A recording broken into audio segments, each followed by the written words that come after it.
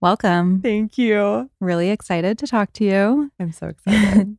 So, I want to just start by talking about your trajectory a little bit because it's pretty interesting. You were trained in traditional Western medicine, right? Yeah. And then you kind of transitioned to this more functional field, I guess I would call it. Yeah. So, why did you make that transition and what did that look like for you? For me, I had trained in the belly of the beast conventional healthcare system, Stanford Medical School, climbing that academic ladder, I was thought was sort of the pinnacle of the career was to specialize. And so I did in our system, specialization is sort of that's what you're striving for. Like, how deep can I go with one part of the body? And so for me, I was like ear, nose, and throat surgery. That's what I ended up training in, head and neck surgery. And what really happened for me was I was 9 years into my training and I was seeing these patients day in and day out. I remember I had this one patient, Sophia, who I write about in my book. And, she was like in her 50s and she was having her third revision sinus surgery. So she'd come into the operating room, had these holes busted up in her sinuses, pull out the inflammatory pus. She feels better for a little bit. Then she comes back. And I remember kind of looking at her chart and I'm like, she has prediabetes and she has high blood pressure and she's overweight and she's got depression and she's got some arthritis, these things that so many Americans have. And the only thing I'm focusing on as an ENT in the operating room is her sinuses. And I just thought, every day I look at all these patient charts and everyone has all this same stuff, all these American Western diseases, the high blood pressure and the high blood sugar and the high cholesterol and the anxiety and the depression. And it's like, is it possible that these aren't connected at all? Because that's how we're taught. You stay in your lane, focus on the nose. That's what you refer, and you just almost ignore it. And something started sort of screaming inside of me, like, this cannot be right. Like, this person inside of me who, I remember in the post-op area, this patient, she kind of looked at me and we'd done the surgery and she's like, oh my God, thank you. You've saved me. Like my symptoms are so bad. And I thought I honestly felt like a fraud. I was like, I have not done anything to save you. Like, you still have all these other health conditions that I haven't touched. And I am indoctrinated to not take responsibility for. And those are still going to continue to hurt your life. And, you're probably going to be back in here. So long story short, I had this wake up call that the siloing that is so built into our system is a lie. It is not rooted in our actual true nature and biology, which is that we are a totally interconnected system. And the biology happening in one part of the body is the biology happening everywhere in the body. Not only do we silo the body into different parts, and what's crazy is we have over 100 medical subspecialties right now. And this is so wild. The more we specialize in Western healthcare, the sicker we're getting as a country. But we also silo ourselves from everything else. We think of ourselves as this body and a calorie is a calorie, and we don't really think about that deep interconnection between us and the food and the water and the air and the soil and the sunlight. It's all separate. So because of that separatism, we kind of allow ourselves to live in this like kind of bizarro world that we're in now, where we're like inside 93% of the time, which is what the research shows. We're sitting 80% of the time. We're locked in these little cages, scared, afraid humans, and there's just, so I think that what really came to me was like, okay, this fundamental premise that I have subscribed to as a Western medical doctor of siloing and separation is not working for patients. It's not working for my patients. It's not working for people in America. What's really going on here? And how are all of these things, all of these conditions that are going up all at once in America, how are they connected? And that was such a wake-up call for me that I actually left the surgical field. I put down my scalpel and I knew something inside of me that like, I think a lot of the surgeries I'm doing are preventable. Like, what is really going on here? And that put me down now a 7-year journey to figuring out what are the root causes of why we are getting sicker every year in our country. And then how do we actually help achieve real, vibrant, thriving health that I think we're all striving for?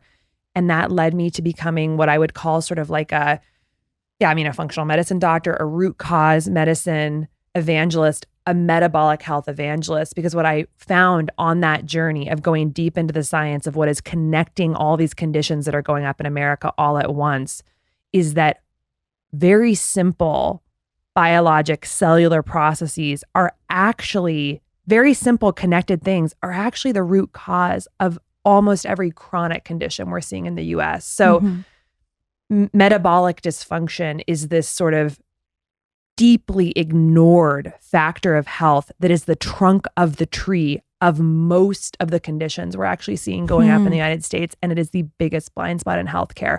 We're not taught about it. We don't know how to fix it. And it's actually quite simple to understand and quite simple to fix. And if we did that, we would slash the suffering in our country. So that's what I'm here sort of on this planet, I think, to help share and to help upgrade our medical system to really focus on it. I want to bookmark that hypothesis and just kind of get into really quickly, why do you think the healthcare system is like that? This could be a whole other episode, I'm sure.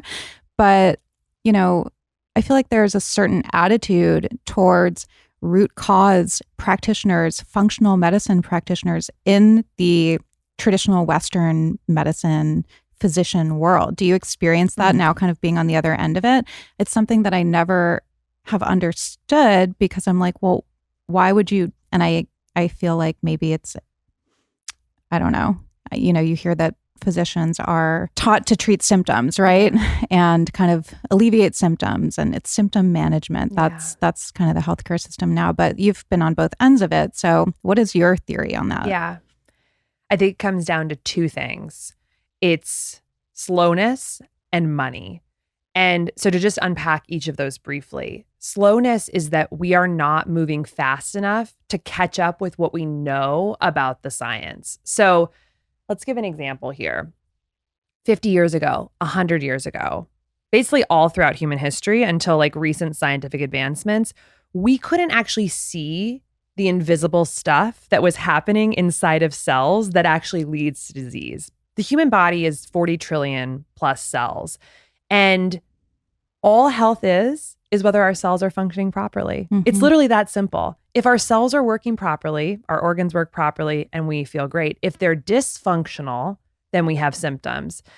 And so up until just recently, I mean, we didn't even know about DNA 100 years ago, right? So up until very recently, we didn't have the tools and techniques to understand what are the invisible processes happening inside of our cells that lead to symptoms. So what we did was the best we could. We described diseases based on what was showing up in the body. And so classification of diseases was what we knew. So if you think about it, so here's an example, sinusitis. The way we actually diagnose sinusitis is like four things. Do you meet these criteria? Do you have facial pain and pressure? Do you have nasal obstruction?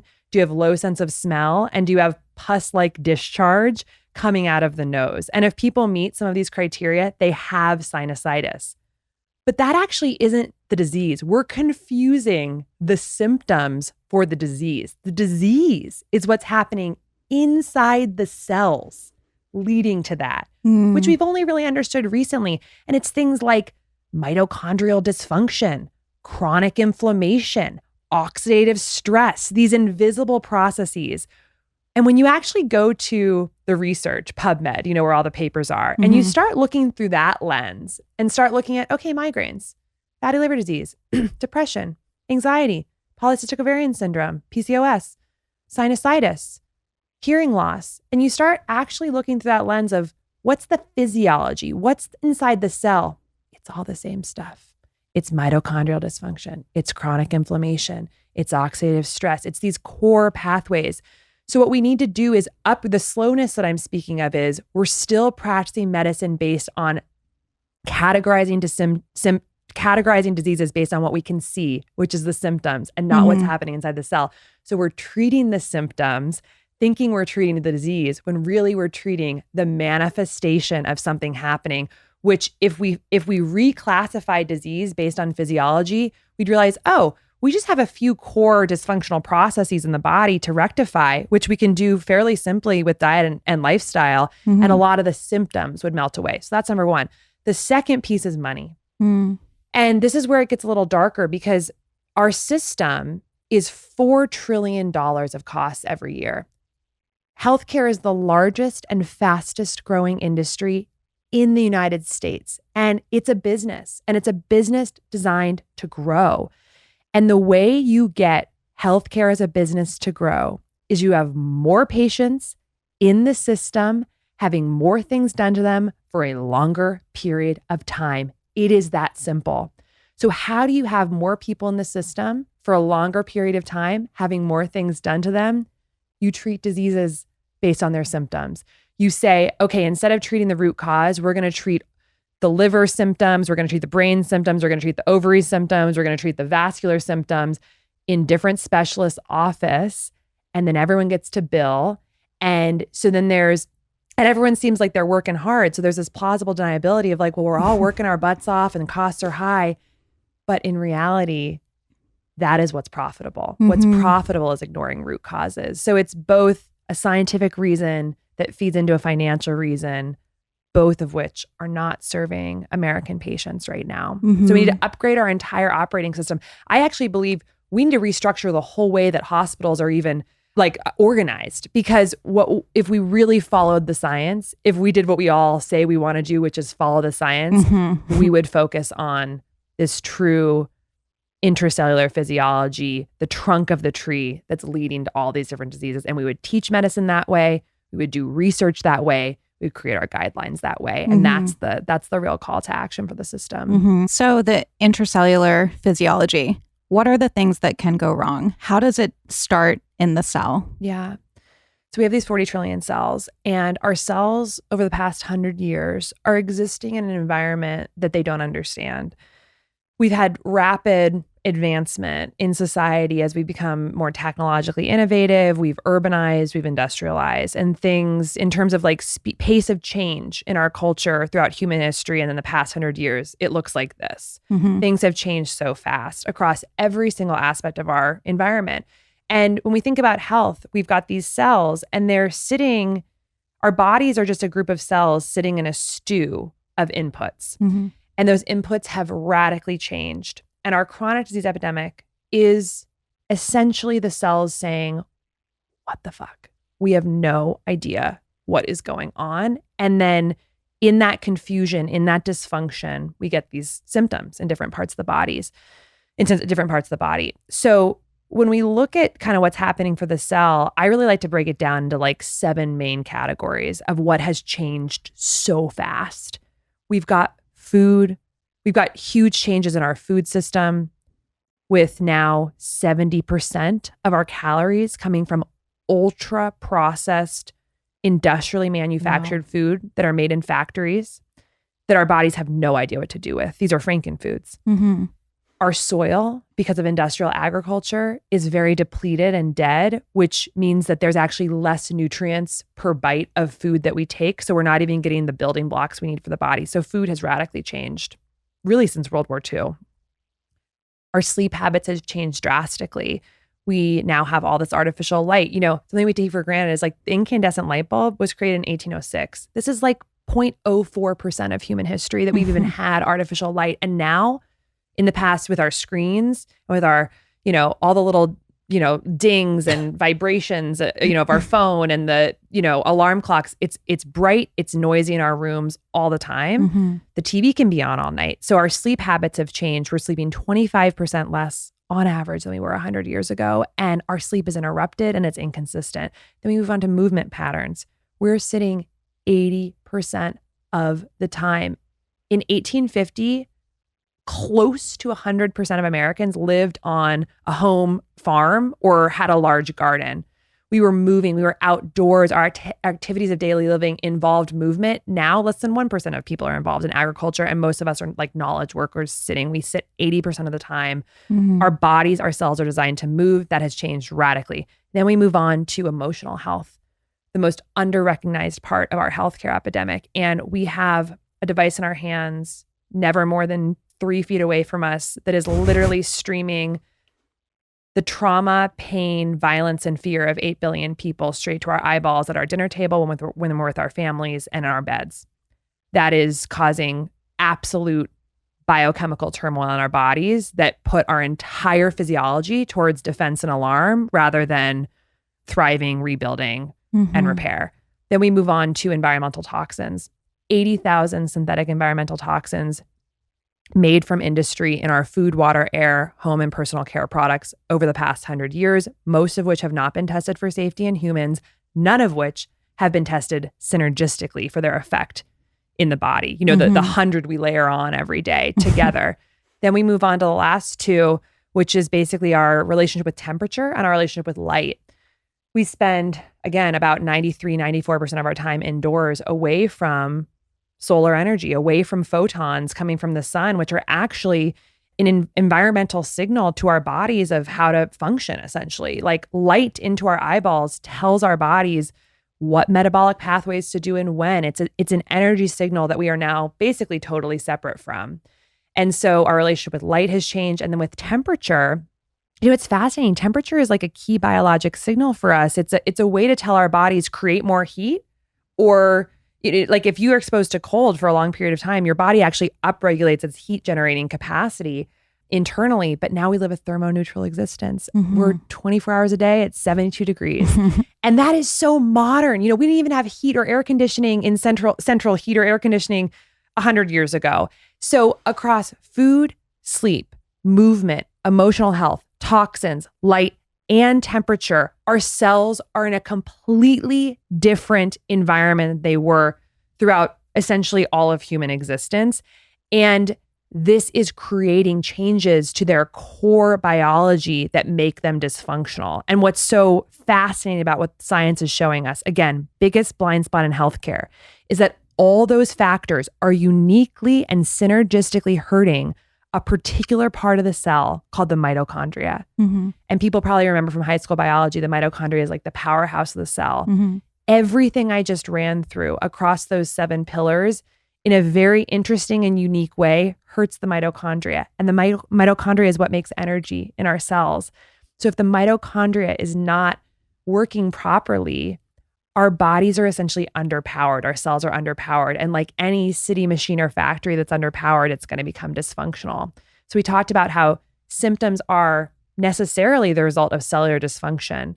And in so many American bodies today, one of those causes of dysfunction is mitochondrial dysfunction, in underpowering of our ability to basically do core cellular function. So that's kind of the way that the environmental changes intersect with the metabolic machinery in our cells to create this sort of like global disturbance in our bodies. And this shows up with a fascinating thing, which is that human temperatures, our internal temperature, has dropped about 2% as a species in the past 100 years. And since mitochondria are what generate heat in our bodies, that's like a clear signal that we're actually like cooling.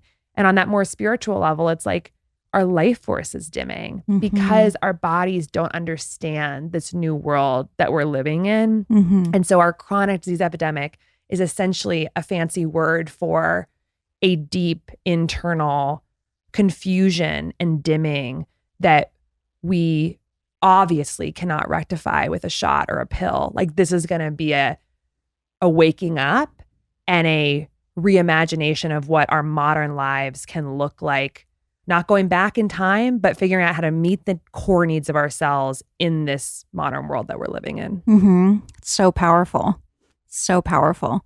I'm curious, where is the intersection of all of these lifestyle things that are affecting us in this way and genetics? Because I think in the past, right, the idea or the understanding was that genetics predetermined, you know, this huge percentage, I don't know exactly what, of health outcomes. And now the understanding seems to be a little bit inverse, like, oh, it's way less than we thought. I remember I had a guest on a long time ago and we were talking about this as it applies to like breast cancer.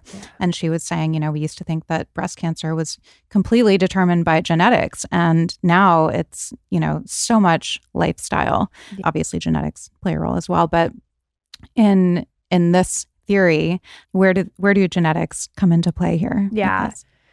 So as we learn more about genetics, it's almost like the more we learn about genetics, the more we realize that it has less of an impact than we thought. And I think one of the things that I think about is like we share like 99 0.9% of our genetics with like every other human on the planet. And even with like our closest living relatives, like chimpanzees, like we share, I think it's like over 98% of our genes. So there's a lot of this conserved genetics. And yet, you know, those other species are not getting cancer. They're not getting diabetes. They're not getting heart disease. And actually you look at like examples, like there's no sort of like, you know, at this point, most of the world is living in a fairly like modern environment, but you look at dogs and it's like dogs that are domesticated, 50% of them are going to get cancer. And a lot of them are going to get obesity and diabetes, but a wild dog, they're not getting these diseases and those share the same genetics. So we're kind of learning more about how our lifestyle factors are what we call the exposome. So everything that's affecting our bodies is actually affecting our genome. And, you know, I think 20 years ago, we didn't even really understand the concept of epigenetics, which is how our genome is folded to impact expression. And that's almost totally impacted by our lifestyle, things like sleep and stress and trauma and food. So one piece to understand is that we have our genetic code, which is 3 billion base pairs that get expressed, but then all of those 3 billion base pairs are folded, which is what says, okay, in this cell, this is what should be expressed. In this cell, this is what should be expressed. And if it's folded, it stops it from being expressed. And that epigenetic folding is almost entirely controllable with our diet and lifestyle. Then I think about this other absolutely fascinating part of biology called nutrigenomics, which is like what I think is one of the most exciting things. I've heard you talk about this before. Yeah, it's amazing. I love it. It's basically like the food we eat are all molecules. And some of those molecules in our food literally can bind to our genome and change gene expression. And so we take in like almost, I mean, there's an estimate that we take in about 70 metric tons of food in our lifetime, 2 to 3 pounds of food per day, about 1 metric ton per year, 70-ish tons in our lifetime. All of that food is molecules. And tons of those molecules can change our gene expression. They can change our cell signaling pathways. So a couple examples, when you eat cruciferous vegetables, and especially when you chop your cruciferous vegetables up and then let them sit out for like 40 to 50 minutes, that activates a set when the vegetables are chopped, exposed to air for 40 to 50 minutes. These chemicals in the food become activated, isothiocyanates, which can go into the cell, bind to a protein in the cell, and allow this protein called NRF2 to then go and bind to the genome and express our antioxidant genes, which then are very protective for our biology. They reduce these damaging free radical molecules. Most people have heard of antioxidants. So that's like a very real effect of eating. And then you hear, oh, people who eat broccoli, people who eat cauliflower, bok choy, they're healthier. Well, why? Because they're changing their gene expression. Same thing can happen with just one other example that I think is fascinating. Turmeric has a molecule called curcumin. Curcumin goes into the cell and binds to this protein called I-kappa B, and that essentially causes this other protein called it causes other proteins in the cell to essentially block the expression of a gene called NF-kappa B, which is an inflammatory genetic pathway. So one food's going in and allowing expression of a positive gene. One is stopping a sort of negative gene from being expressed. This 70 metric tons of food we're eating is medicine. It literally is changing our gene expression. And these are things that we like didn't know about 30 years ago, but now we do. So we need to live in a way in accordance with that. So that's epigenetics, that's nutrigenomics. And then I think one other thing that I think about a lot is the fact that when our DNA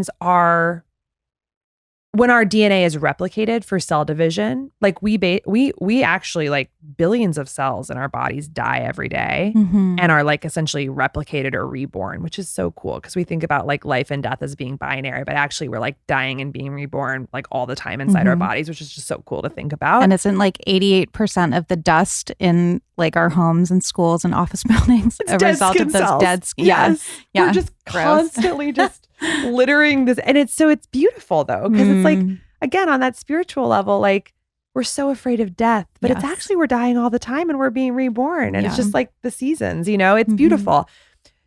But every time our cells replicate those 3 billion base pairs to create a new cell, a new birth a new version of itself, there are tons of mistakes that happen in that replication because it's naturally like any person's going to make a mistake if you're doing something 3 billion times.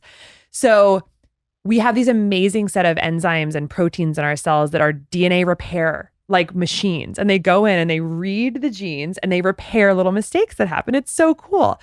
But one thing I always think about, it's like what we eat, how we build those protein machines in our body, which our whole bodies are built from food, and how much energy those machines in the cells have to function, which is from metabolic health, will determine how well we actually edit our genome. And so on every level, there's this amazing way in which our choices we're making, the food we're eating, how we're living is affecting the folding, the expression, and essentially the editing and repair of our genome. So it's so much more than the 3 billion base pairs that make up our DNA. And we can't really change that. We can change these other factors that are incredibly important by essentially living a life that is, there's nothing fancy about it. It's like we need to sleep. We need to not be exposed to huge amounts of environmental toxins. We need to move our bodies more. We need to manage our emotional health. We need to eat real high quality food filled with good nutrients. Like it's actually the interventions are so simple, but we can impact all of those factors just massively. And then I think the last thing I would just mention is why it's not all, why we know it can't all just be genetics. The fact that we're kind of getting sicker every year as Americans is that these diseases that are all going up all at once are happening rapidly. The rates are going up rapidly. And genes don't change that fast. And so you look at like type 2 diabetes, for instance, 50% of American adults now have prediabetes or type 2 diabetes. This is almost entirely generated by lifestyle. We look at the 1950s, less than 1% of Americans had type 2 diabetes. Now it's half the country has prediabetes or type 2 diabetes. You look at 1900, people who were obese, it was so rare that there were case reports written about it in the literature. Now, in some states, 50% of Americans have obesity. 75% of Americans are overweight or obese. This is metabolic dysfunction. And childhood prediabetes is now at 30%. There were endocrinologists who would go a whole career without ever seeing a single child with prediabetes. We have 40% of 18-year-olds with a mental health diagnosis. We're set to hit 2 million cases of cancer this year, highest in human history ever recorded. Autoimmune diseases are going up exponentially, especially in women. Infertility is going up 1% per year since the 1970s. These things are happening fast. Things that are genetic cannot happen this fast. This is the result of a toxic environment impacting the way our genes are working and being expressed, but that does not make them genetic diseases. You talk about your mom in the book and how she received a diagnosis of stage 4 pancreatic cancer, right? And you said that, she'd passed away very quickly, but there were 40 years of missed warning signs. What are some of those warning signs? Is it just what we're seeing now with these kind of different issues that are treated as completely separate things, to your point about, us siloing these things separately from one another? And is it like the patient that you talked about who comes in and has PCOS and has, GI issues and has anxiety and has skin issues and rashes, and again, these things where you're then sent to a gastroenterologist, you're sent to a gynecologist, you're sent to a dermatologist. I've gone through this myself last fall, like 10 different specialists for this one issue. So is that how it starts? And then it just kind of snowballs to the point where, then you get that diagnosis decades later, and those were the warning signs. Is that kind of how you see it? I think one of the big ways that I see it is that a lot of these sort of annoyances that we think about in our earlier life when we're younger and quote unquote healthy, like we're not trained to think of those as potential warning signs of something that could show up, a similar physiology that could show up as something much bigger later in life. And we would be so much wiser if we could look at what's going on in our bodies when we are young and are told we are pretty healthy as like wait, why don't I approach this with curiosity? What is my body trying to tell me? Like, what are these symptoms saying about what's going on invisibly under the hood? We are not trained to think that way. In fact, our culture, it's so fascinating. We're literally trained when we get a symptom, the cultural norm is to squash it. And I laugh because I think about, like, you look at CVS or Walgreens or pharmacies and they have these ridiculous taglines like, we're here for your health. It's like, no, you're here to squash symptoms. You walk down those aisles and it's like, you have a headache, here's Advil. You have knee pain, here's Tylenol. You have sinus infection, here's Claritin. Or sorry, you have watery eyes, here's Claritin. You have a rash, here's a cortisone cream. It's all about, like, you have a symptom, come in and we will squash it for you, as opposed to a conversation with that symptom. What is this symptom trying to tell me? Symptoms are a gift. They are the language our body can use to say, I'm not getting my needs met. Because when a cell is getting its needs met over time, it will function properly and the symptoms will go away. So we're petrified of not feeling good, as opposed to being curious about why we're not feeling good. So, I think with my mother, it was sort of a very classic American story. I think, she had a big career, like, in New York in the fashion industry, age 20 to 40. She had me later in life when she was about 40, had a difficult pregnancy, probably undiagnosed gestational diabetes because I was a 12-pound baby, which is, like, basically it's called fetal macrosomia. Like, it's a clinically extra large baby, which actually portends metabolic issues like obesity and diabetes in both the mother and the child, which of course then played out with me. I was 200 pounds by 8th grade. So she had this big baby. She had a tough pregnancy. She couldn't lose the baby weight, sort of like weight loss resistance. The doctors are like, oh yeah, you're in your 40s. Like, you just had a baby. This is kind of normal. Then she had a really tough menopause, hot flashes, sleep disturbances. Of course, the doctors said, oh, well, we can't give you any hormone replacement therapy because, this was 30 years ago, like 36 years ago, there was a real fear around that and no curiosity about whether those symptoms had any, signal about her underlying health. Just sort of like, this is part of life. Sorry. In her 50s, she got the high blood pressure. They gave her an ACE inhibitor, high cholesterol. Here's a statin. Her blood sugar started creeping up. Here's metformin. And at every step, my mom was like, okay, you told me to take a pill. I'll take the pill. She went to all the specialists and was a faithful patient. And then she's in her early 70s and she has stomach pain and she gets a CT scan and it's stage 4 pancreatic cancer. And 13 days later, she's dead.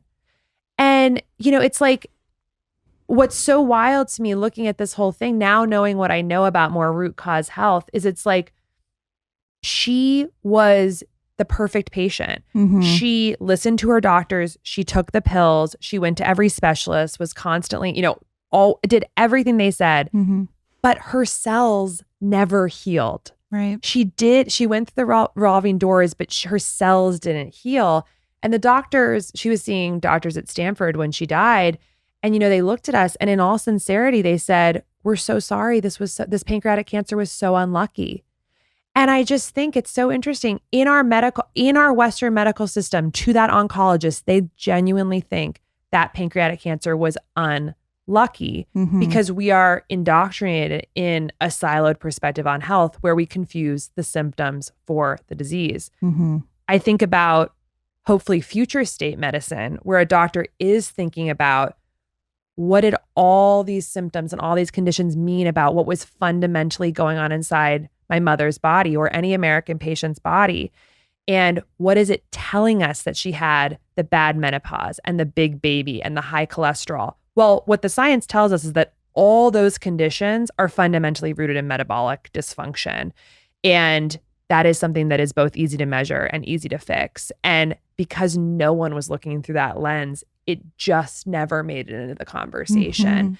And so the real vision would be that for people, anyone listening, and I would go as far to say anyone with a chronic symptom, and a chronic symptom means like something that's kind of plaguing you over the weeks to months to years sort of category. It's not like I have a cold and it goes away. That's acute, this applies to chronic, not acute. I broke a bone, it heals. That's acute.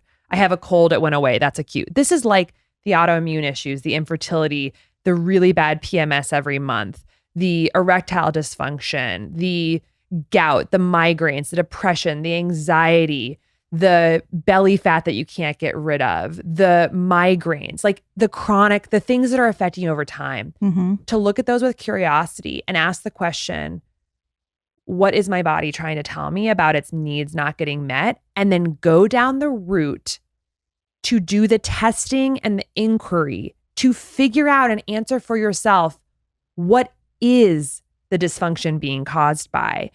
And the reason I feel so, and the reason being that if you can understand what is the body needing on that fundamental level and give it back, it is very possible that you can heal some of the foundational pathways that down the road later in life can lead to the more advanced metabolic issues like heart disease, stroke, Alzheimer's dementia, cancer, type 2 diabetes, chronic liver disease, chronic kidney disease. Those all are also on that spectrum. So address it while it's early. And in terms of kind of practical stuff here, like I think the claim that I make in both my book and my work is big. It's basically like every person should deeply understand their metabolic health. But the reason I feel so passionately about that is because going back to that dictum of all symptoms and diseases must result from cellular dysfunction. Our job as patients is to figure out what is the cellular dysfunction.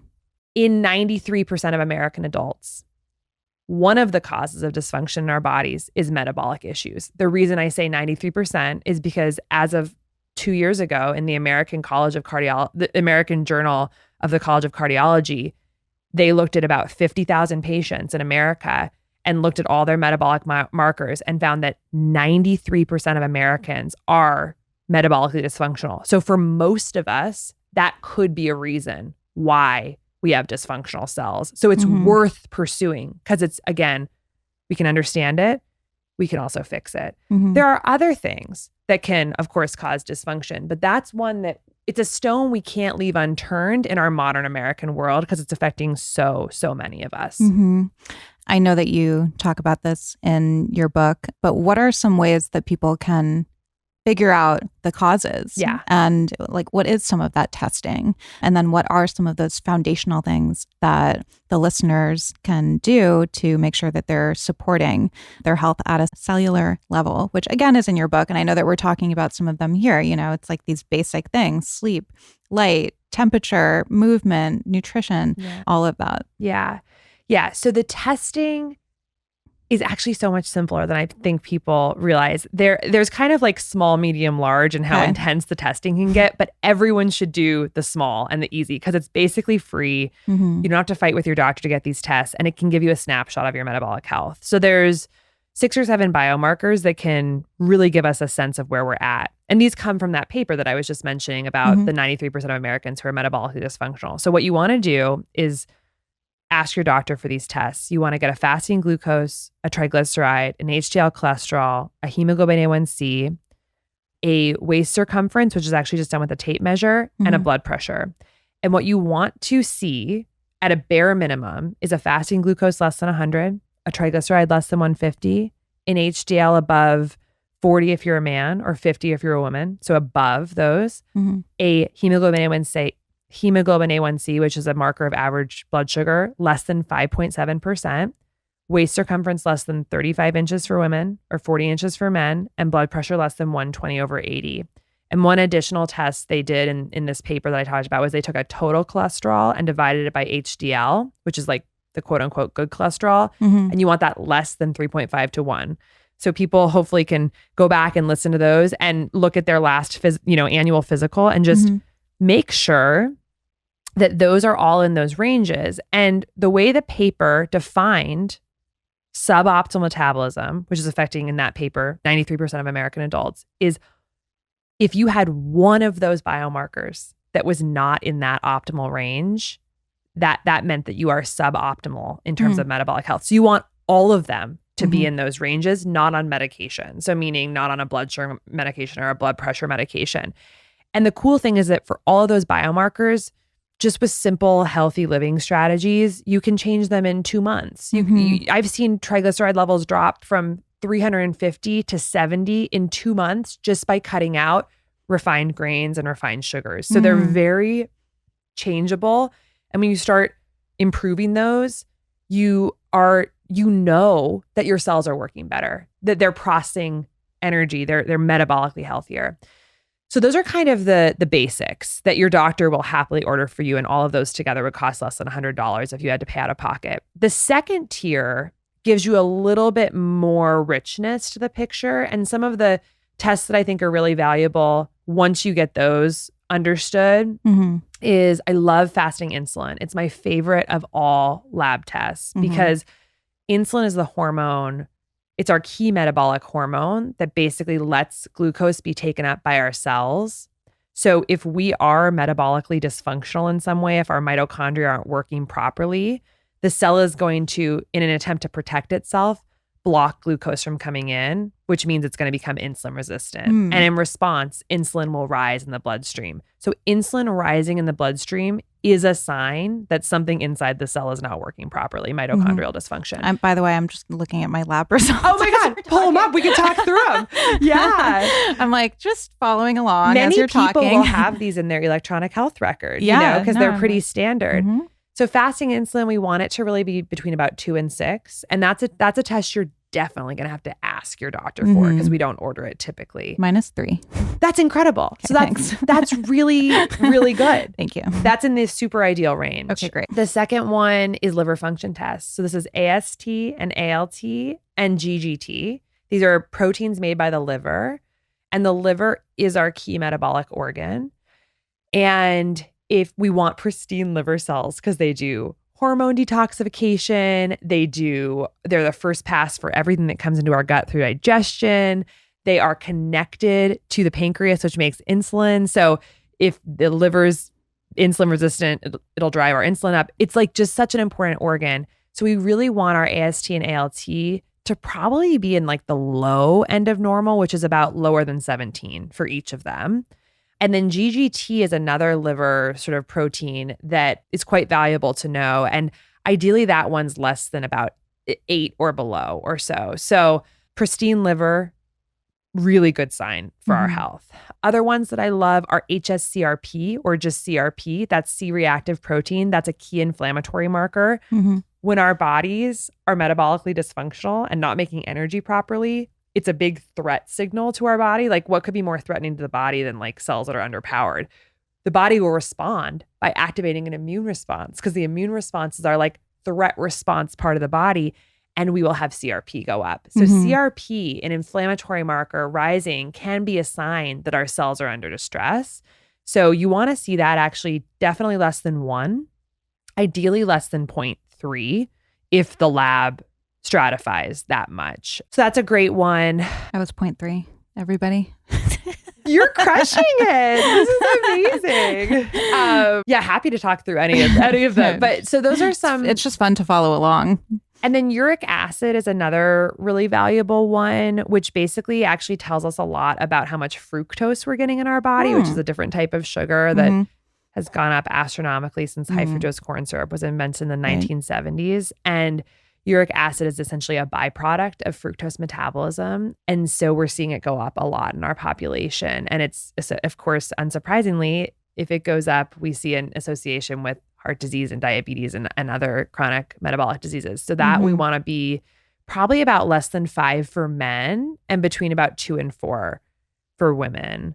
So that's kind of maybe 10 to 15 tests that like everyone should get, I would say 3 to 4 times a year. Like really? Yeah. I mean, because if you can keep all of these in the normal and healthy range and also work to improve them with different changes to our diet and lifestyle, we can have such a grip on a sense of like, things are going pretty okay in our cells. Like this is good. I think the other key thing is that I think nutrition wars, diet wars, like all the confusion around what exercise to do and how much exact deep sleep do I need, all these things, it's getting so noisy in the health space. And I think sometimes in that noise, it paralyzes us because we're like, am I supposed to be keto, carnivore, vegan, paleo, Mediterranean? And the beauty about getting your core biomarkers checked 3 to 4 times a year is that you can take ownership of knowing if your strategy is working for you and actually start to ignore the noise. Like people say, well, what's the right diet? I'm like, well, the right diet for you is the diet that leads to optimal biomarkers, no symptoms, and you feel freaking incredible every day when you wake up. If you are following a diet that leads to those things, then I can't say you're on the wrong diet.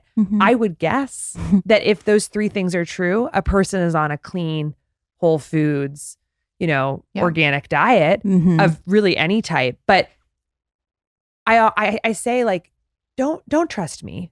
Don't trust your doctor. Don't trust social media. Don't even trust the science. Trust your own body. Trust what your body is telling you every single day through your symptoms and intermittently through your lab testing.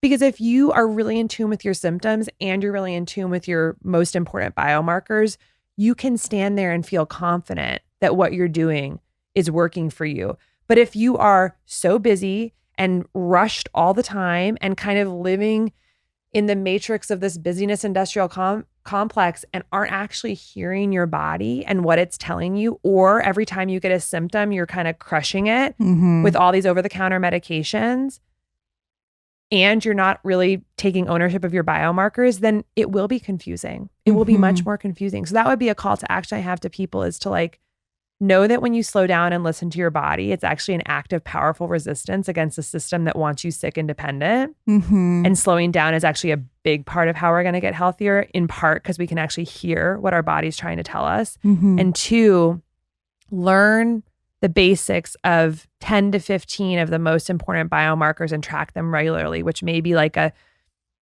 maybe $500 a year investment. And you can cut through a lot of the marketing noise and a lot of the confusion that is totally for the benefit of industry, but not us. It's not the confusion is part of the business model. It's not like, I think the biggest misconception in all of healthcare is that it's complicated to be healthy. There's a $4 trillion healthcare industry, an $800 billion fitness industry, and a $6 billion processed food industry that wants you to be confused about all of these things. And so that's part of the waking up, is to realize, like, actually, I trust myself and I trust my intuition and I trust, these things about my body, and can really, be a big active player in my health destiny. And if that feels like overwhelming, like, no, I have so many symptoms and it's so confusing, just remember, there's no chronically ill animals in the world. There are no other animal species in the world that have an obesity and a chronic disease epidemic. We are the only species in the world with a chronic disease and obesity epidemic, and we're the only species in the world with experts in PubMed and social media. So really just getting back to, like, I think, trusting ourselves a little bit more. I mean, it's incredible because, I think everybody listening probably has been through some kind of frustration with the healthcare system, with their health. I'm sure a lot of people can relate to this, having, symptoms and different things going on and going to different specialists and being given medications. And, I get the feedback from my listeners all the time that, like, they know their bodies and they get so frustrated with all of this. And I think it's so amazing that you're giving us, this information. And I think that call to action is so empowering, because ultimately, like, there is so much noise. And, you talked about the healthcare industry and the fitness industry and the food industry. There's also the wellness industry who is trying to sell you all of these solutions too. And I know that you said that's a sign of the times, right? The cold plunges and the saunas and all of that. And so I love that, the listeners and the people who read your book can kind of know what to measure, and then within that, figure out what feels best because they do know their body's best. Yeah. I know my body best. You know your body best. I know when I'm doing things like currently, I'm way off my routines. I'm eating out all the time. I'm, traveling around and not sleeping well. And I feel like shit. And I have like rashes and stuff. And that's just like, and I know it, and I also know what to do to like get back to where I feel good. And I just think it's so cool, that what you're doing. I think it's amazing. Thank you. Yeah.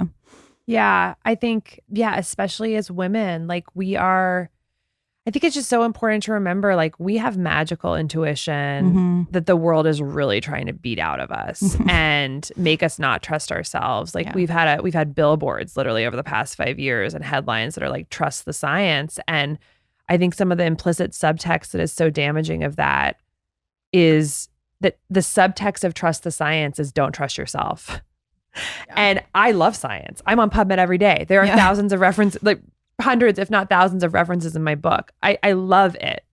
But there is so much internal knowing in ourselves that we have literally demonized as a culture. And like, we actually make fun of people, like you think about like, oh, you Dr. Google, oh, I don't see your medical degree. It's like, wait, what? This is my home. This is my body, and then you get people so busy and so fearful because of all the social media and all the, violent headlines all the time that we're so afraid that then we feel powerless. And then you have to give your agency away to kind of have like, oh, well, the world is so crazy and so complicated and things are so bad. Obviously, I can't solve this for myself. But I actually think we need to go in the opposite direction. We should absolutely, work with practitioners and, if we have an acute issue, get help from the healthcare system. But I think a lot of our real healing is going to come from tapping into that deep, incredible knowing and also a remembrance of the fact that like we are part of nature. Like we think we're separate from all of this stuff. And so we allow ourselves to then separate ourselves from it and not care about whether our water is filtered or whether our food is organic or whatever. And it's like, I think remembering the true nature of the body, like we talked about with all the cells dying and being reborn, like there's a beautiful Taoist statement that I love and I think about every day, which is this idea that life is the human body and the human life is a process, not an entity. We're not a thing, we're a process. There's hope in that because every day we have the opportunity to impact the process. It's not like we're stuck in this one state. We're constantly able to impact that through how we interact with the world, through all these different pillars we talked about: food, sleep, exercise, emotional health, toxins, etc. And so that's beautiful and that's hopeful because there's always opportunity to change and, improve. But like we, especially as women, all of us are part of nature, but like women are, you go out and you spend more time outside. And I truly think that like one of the things that will help heal us as a culture is just going outside more, in part because we were just talking about that. we are so separate for 93% of our time indoors. And when you go outside, you're like, oh, seasons, the moon cycles, the tides have cycles. Things are always dying and always being reborn. Flowers are dying and then new flowers come. And there's this constant harmony and beauty to it that is very soothing because what it tells us is that the world is fundamentally harmonious and abundant. And so many of our unhealthy decisions in life, we want the sugar and we want the social media and we want the porn and we want the gambling and we want the vaping and we want the cigarettes. Fundamentally, we're seeking pleasure and we're seeking anything to help ameliorate our existential angst. And literally just going outside and really sitting with more of our time in this abundant, beautiful, world that we are so blessed to live in and realizing that we're a part of it. On some deep subconscious level, it will help us make better decisions because we know we're a part of it. So therefore we have to respect it. And also in that psychological sense, knowing that like, I am a part of all this. I'm not separate from it in my little house, in my little room. And there's always spring after winter. There's always high tide after low tide. There's always a full moon after a new moon. And just knowing that we are cyclical. And I think the way that applies to women, who of course cyclicality has been beat out of us. It's like, everyone take a pill. I know you've talked about this on other podcasts. Mhm. Like, oh, you have a period, take a pill, Yeah. squash it. What happens when we live outside of nature? When we try and outsmart Mother Nature, we will never win. And so I think part of being outside more also for women who I think are really struggling in society right now with our health uniquely is that we realize we are cyclical beings, which means we have yin periods and we need yang periods. We need to respect the cycle of going hard and resting. If we don't rest, we can't hear ourselves, we can't hear our bodies, and we'll break. So, just really getting back outside and realizing like we live in a cyclical, harmonious, abundant world, and we don't have to make decisions out of fear and scarcity. And I think that would make us all a lot healthier. Amazing. Yeah. I needed that reminder today for sure. Well, thank you so much for coming on and sharing all of that with us. Where can everybody find you and get your book, all of that? And we'll link it in show notes too, of course. Well, the book is Good Energy, the surprising connections between metabolism and limitless health, because I want limitless health for everyone. And it's everywhere books are sold. I'm at CaseyMeans.com, which is kind of where everything is linked from. So my newsletter, Good Energy Living, and my social media handles. I'm at Dr. Casey's Kitchen on Instagram, but my website is kind of the hub where everything is. So amazing. Thank you so much. Thank you so much.